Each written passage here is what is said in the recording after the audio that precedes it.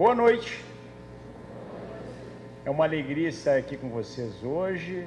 Estou muito feliz de ter sido convidado para falar para os senhores nesse congresso, que é um congresso que eu tenho um especial interesse, um especial, vamos dizer assim, até um especial amor, porque é o congresso do MPCOM. A Associação do Ministério Público do Consumidor é uma associação que me enche os olhos de ser membro. Eu sempre coloco no meu currículo que eu sou membro do MPCOM e me sinto feliz de estar aqui praticamente em casa, porque estou junto com meus colegas do MPCOM. Eu achei a escolha muito boa, porque a gente está aqui num congresso para discutir temas angustiantes do direito do consumidor, não é, doutor Zanella? Temas que há anos o senhor discute, há anos nós estamos enfrentando, mas que parece que nós não vamos vencer. Parece a pedra do Sísifo. Tá? A gente empurra, doutora Cláudia, minha ilustre professora, que alegria ter aqui com a senhora. A gente empurra essa pedra acima e a pedra rola para baixo de novo. E parece que agora ela vem com uma força que fazia tempo que a gente não via. Mas nós precisamos ter esperança. Esperança, como é a esperança que a gente tem no Brasil quando a gente vê jovens músicos tão brilhantes como esses. Então, acho que essa mensagem inicial foi muito feliz por isso. Se todos nós estamos aqui reunidos para discutir esses temas, todos nós aqui estamos comprometidos, tantos colegas que eu sempre vejo em todos os eventos e sempre com o mesmo brilho no olhar de estudante, de vontade, de lutar por um ideal, como o doutor Paulo Valério, né? Nossos amigos, doutor Amauri, nós aqui lutando por esse ideal, nós lutando por essa energia positiva que nos está mantendo unidos aqui, ouvir jovens músicos que nos trazem esperança. Nós vamos rolar essa pedra, não tem problema, a gente vai enfrentar esse problema. Vamos adiante. Desafios, não problemas. Desafios. São os desafios que nos movem. São as ideias que movem o mundo. Eu vou falar para vocês o novo Código de Processo Civil. Vou falar para vocês, eu não sei se tem o PowerPoint. Vou falar para vocês, estava ali naquele computador branco. Mas eu não sei se ele já...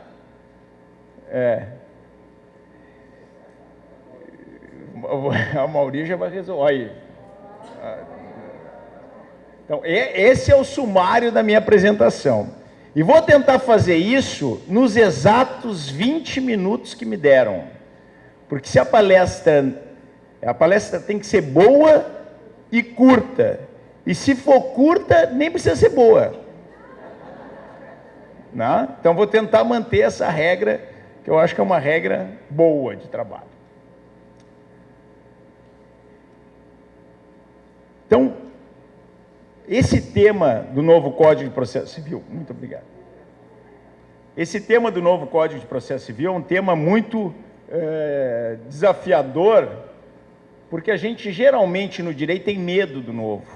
A gente trabalha com uma visão retrospectiva, a gente trabalha com uma visão no retrovisor, a gente enxerga o direito com aquilo que a gente já conhece. E justamente por isso, quando vem o novo, a gente tem uma certa dificuldade de adaptação. Então, esse novo código tem uma série de princípios. Como eu disse no congresso anterior, que também tive a oportunidade de participar com os colegas, é um código para não processualistas, porque ele está preocupado com a tutela dos direitos. O fim do processo é a tutela dos direitos, adequada, tempestiva, efetiva, mediante o processo justo.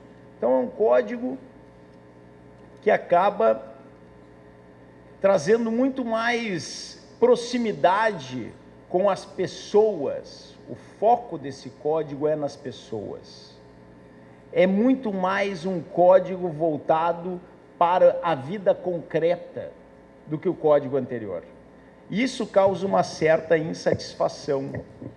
Isso causa uma certa insatisfação por quê? Porque o processualista, e eu sou processualista de formação, está acostumado a viver com um código que é processo em si, o processo como um fim em si mesmo. A maior parte dos colegas que estão aqui, que já são formados, que já trabalham há muitos anos com processo, tem medo de processo. Quem não é processualista tem medo de processo. O processo é aquele processualista do parágrafo 2º, aquele que conhece a exceção depois da vírgula. Esse é que era o bom processualista, e que matava o processo sem resolver o direito. A chamada sentença terminativa. Sentença que extinguia o processo sem nada resolver. Então, esse código não é um código nesse sentido, é um código no sentido contrário.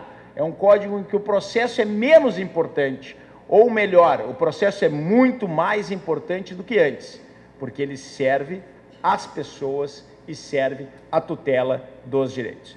Então, no nosso pequeno esquema, nós vamos falar um pouco sobre essa ideia de que nós agora, eu conversava com o Trajano sobre isso, estamos vivendo uma nova religião que importa no conhecimento dos dados, das informações, né? O bias, que falava o Trajano, um programa que eles têm lá em Santa Catarina, que permite eu mapear as informações, esses programas de computador, esses novos algoritmos que estão à disposição, e que já se fala em jurimetria, já se fala nessa análise de dados como um essencial componente da nossa vida prática no direito.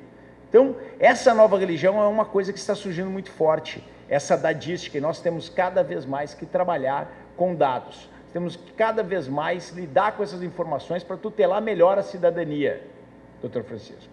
Cada vez nós temos que lidar melhor com isso.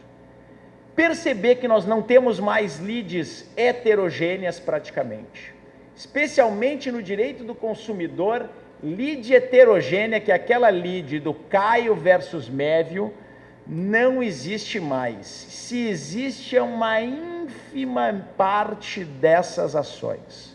A maior parte das lides, a maior parte dos conflitos são conflitos homogêneos. Então, nós temos que estar preparados para essa mudança na atuação do Ministério Público. Se nós antes atuávamos lá na promotoria do interior do Estado, com um promotor, controlando um caso de consumidor, tentando resolver os problemas locais, hoje a gente precisa atuar diretamente nos tribunais superiores, diretamente no STJ e no STF, formando os precedentes. As ações coletivas têm que partir dos centros de excelência do Ministério Público organizados nas capitais. E nós precisamos trabalhar os casos para que eles sejam casos ideais para discutir a matéria no precedente.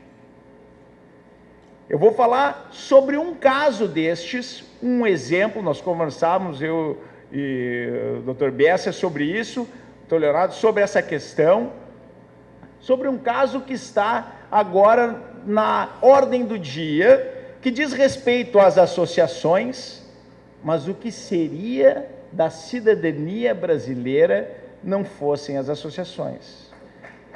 O Ministério Público não existe, doutora Cláudia, sem as associações. As associações de direito do consumidor se fortalecem conjuntamente com o Ministério Público. O Ministério Público defende a legitimidade das associações. Nós somos parceiros, essa guerra é uma guerra comum, é uma guerra conjunta. Vou falar deste caso. Então,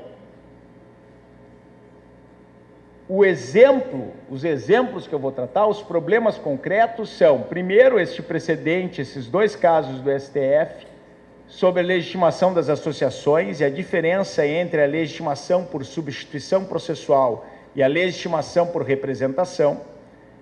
Depois, esta decisão do STJ, que foi a luta de muitos promotores de justiça que estão aqui, para conseguir romper as barreiras do STJ, que entendia que a coisa julgada tinha que obedecer a limites territoriais, uma tese absolutamente inexplicável do ponto de vista jurídico, mas vencemos essa batalha. pelo menos por hora, né? Por isso temos que lutar por precedentes sólidos, para que os precedentes continuem. E, ao final, vou tratar deste RESP repetitivo que está afetado para julgamento, e aí vou tentar um pouco discutir a questão dos precedentes com vocês, para mostrar o quanto este RESP não pode ser o precedente. E quais são os riscos que nós corremos se nós, ao invés de trabalharmos com uma lógica de precedentes que partem de casos, nos quais o caso representa os limites da interpretação, para uma lógica em que as decisões judiciais são teses abstratas e que, portanto, o convencimento a respeito do teor da tese não tem nenhuma relação com o caso. Por que esse segundo modelo é tão ruim? Bom, primeiro de tudo que ofende a separação de poderes, ofende o princípio da legalidade, não é função da justiça fazer lei, norma geral e abstrata. A função da justiça é fazer a interpretação e aplicação do direito como ele existe. Norma geral, se forem precedentes vinculantes, mas concreta, partindo do caso. Primeiro por isso. Mas segundo, e mais importante, porque a justiça defende as pessoas. A justiça defende o direito, defende a tutela dos direitos fundamentais, para a qual nós estamos comprometidos, doutora Liliane. Nós, do Ministério Público, temos essa função, somos uma instituição de garantia dos direitos fundamentais. Novo Código, 2 grandes temas: justiça multiportas, precedentes normativos formalmente vinculantes. Alguns artigos do novo Código importantes, vou deixar esse material com vocês, importantes para a atuação do Ministério Público, todos ligados à justiça multiportas, aos precedentes, essa mudança de atuação do Ministério Público de acordo com o novo Código. O problema dos casos repetitivos, que é um tema que nós temos que decidir como lidar, e eu entendo que o Ministério Público deve fincar posição de que, se é para julgar qualquer caso repetitivo, se esse caso repetitivo também tem uma ação coletiva ajuizada, o único caso que pode ser levado em consideração, o único caso que pode ser afetado para julgamento é a ação coletiva, não a ação individual. Eu não posso transformar uma ação individual pela porta dos fundos em uma ação coletiva.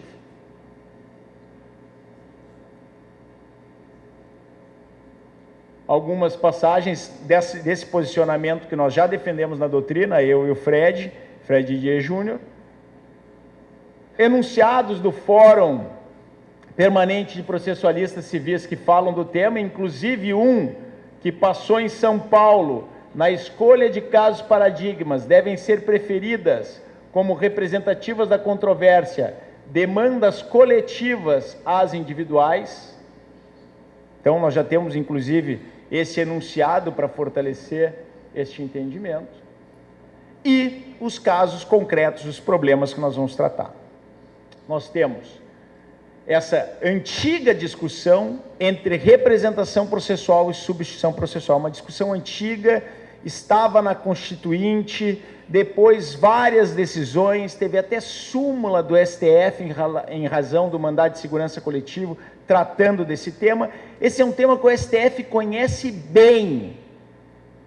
Só que as ações por representação, artigo 5º, inciso 21, aqui não é 21, não é 20, tá? Elas exigem autorização. As ações por representação exigem autorização. Então, sindicatos e associações entravam com essas ações, estrategicamente, uma espécie de litisconsórcio dos associados, para evitar alguns problemas das ações coletivas, e só beneficiavam aqueles que tinham passado a autorização. É uma ação coletiva opt-in, optou por fazer parte do grupo. Essas ações demoraram um tempo de tramitação e chegaram ao Supremo Tribunal Federal. E o Supremo Tribunal Federal decidiu no sentido de que, se a ação foi por representação, só quem autorizou se beneficia. Não tem nada de errado nisso, se a ação é por representação, porque essa ação é para quem autorizou. Errado é dizer que as ações por substituição processual, infelizmente é o que vem fazendo o STJ, as ações do artigo 129.13, parágrafo 1º, que não exigem autorização e que o lema é tutela um, tutela todos, só valem para membros associados para quem autorizou o ajuizamento da ação. Isso é errado, porque essa substituição processual, ela não exige autorização. Isso seria a formação do grupo opt-out. Só não está dentro do grupo quem pediu para sair. Só não está dentro do grupo quem pediu para sair. O resto todo está dentro do grupo. Qual é a diferença? Simples. Nas ações opt-in, 10% pedem para ajuizar. Nas ações opt-out, 99% do grupo continua unido. Porque as pessoas são por inércia,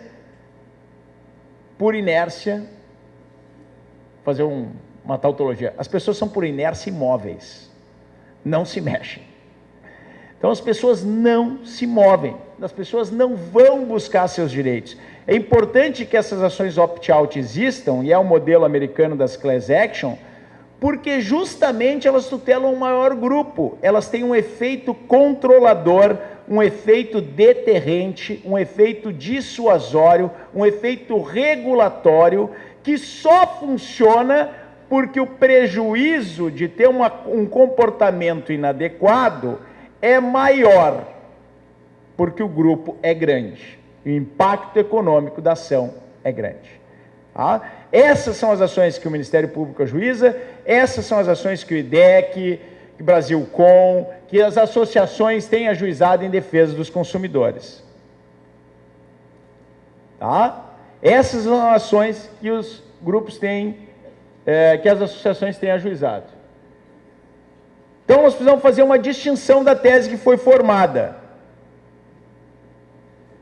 No recurso extraordinário 573232, que trata da ampla legitimidade extraordinária dos sindicatos para defender em juízo os direitos e interesses coletivos e individuais dos integrantes da categoria que representam, inclusive nas liquidações e execuções de sentença, independentemente da autorização dos substituídos. Então, a distinção foi feita nesse precedente do STJ. Temos um precedente do Mauro Campbell Marques que reconhece a distinção, que são questões distintas, substituição e representação. Mas temos uma nova tese, firmada num recurso extraordinário, que confunde um pouco as coisas, porque usa uma terminologia equivocada. Ação coletiva de rito ordinário. Então a tese faz crer, quem não entende esta terminologia, quem não conhece o caso, olha a importância de conhecer o caso no modelo de precedentes, que essa ação coletiva é a ação coletiva que ajuizamos normalmente para a defesa dos consumidores. Não é. Essa é aquela ação do artigo 5º, inciso 21, a ação por representação. Então, para esta ação por representação, somente os filiados residentes no âmbito da jurisdição do órgão julgador, que fossem em momento anterior ou até a data da propositura da demanda, constantes da relação jurídica juntada inicial do processo de conhecimento, vão ser alcançados. Só o grupo alcançado é aquele que autorizou. Essa é a questão. O STJ pega esses dois precedentes e aplica para todas as ações ajuizadas por associações. E mais. Já disse, nós temos aqui os precedentes, em que o STJ, pela Corte Especial, voltou atrás na sua jurisprudência histórica e formou precedente no sentido de que não há limitação territorial para a extensão subjetiva da coisa julgada no processo coletivo brasileiro. O processo coletivo brasileiro é o tamanho do grupo opt-out que diz a extensão subjetiva da coisa julgada. Tá bem? No mesmo sentido, um mais recente, 2017, é indevido limitar, em princípio, a eficácia das decisões proferidas em ações civis públicas coletivas ao território de competência do órgão juridicante. A vedação dessa limitação estende-se aos direitos coletivos indistintamente, porque teve um período que ficou confuso, se era para todos os direitos, se era só para os direitos coletivos e difusos, não atingir os individuais homogêneos. Não tem mais essa confusão. O STJ pacificou essa estrada. Jurisprudência recente. Tá? O que importa é a decisão que transita em julgado. É ela que define a extensão. Meu prazo quase terminou. E eu fiz uma promessa. E vou cumprir. Caso repetitivo que está agora afetado para julgamento. Muito polêmico. Por quê? Eles pegam uma ação individual de liquidação e execução de um consumidor e querem discutir a legitimidade ativa de não associado. É irrelevante. Irrelevante do ponto de vista jurídico, porque já há um título executivo, já há coisa julgada. Então, nós temos que nos preocupar com a escolha dos casos afetados, tem que ser casos representativos da controvérsia. Esse caso não é representativo da controvérsia que está tentando se resolver. E aí me dizem, mas olha, o STJ tem feito isso, ele afeta o caso, julga o caso, mesmo que a tese não tenha nada a ver, forma a tese. Não pode, porque precedente tem que partir do caso. Não é abstrato e geral, é geral e concreto. E aí os diversos dispositivos do CPC que mostram essa necessidade. E aí, para encerrar, para que eu possa me manter no prazo, cumprir a minha promessa, este embargos de declaração julgado recentemente, reconheceu a distinção de um caso muito similar com esse que está afetado e não permitiu a afetação desse recurso, ou seja, tirou ele do grupo de recursos sobrestados. Se o próprio STJ reconheceu que este caso, em que o associado à parte autora mantinha depósito em caderneta de poupança com o antigo banco mercantil, ele estava limitado pela coisa julgada, citando inclusive um precedente do próprio Supremo Tribunal Federal, não pode o próprio STJ entender agora no sentido contrário, continuar mantendo aquele caso de um consumidor individual que está tentando liquidação e execução, afetado para julgar um problema que diz respeito à legitimação da associação, que é outra coisa. Então, o que nós temos que perceber é que precedentes só se formam a partir do caso concreto, e somente a partir das circunstâncias fáticas do caso concreto. E essa mensagem do Celso de Mello para encerrar. Na verdade, o que a Caixa Econômica Federal, neste processo, queria, ao tentar discutir a legitimação da ação, é realmente desconsiderar a coisa julgada, quando objetiva alterar o que a sentença genérica fez consignar em seu dispositivo. assegurando a todos os poupadores do Estado de Santa Catarina que tenham depósitos anteriores a essas datas o direito ao pagamento da diferença de expurgos inflacionários concernentes aos depósitos mantidos em caderneta de poupança. Não se pode alterar a legitimação que já foi discutida e já foi estabilizada pela coisa julgada. Não se pode transformar na fase de liquidação e execução numa espécie de ação rescisória ou de querela nullitatis insanabilis, em que todas as questões que já foram discutidas no processo originário voltem. Isto já passou. A oportunidade já passou. As portas já se fecharam. Nós temos coisa soberanamente julgada em defesa do consumidor. Muito obrigado.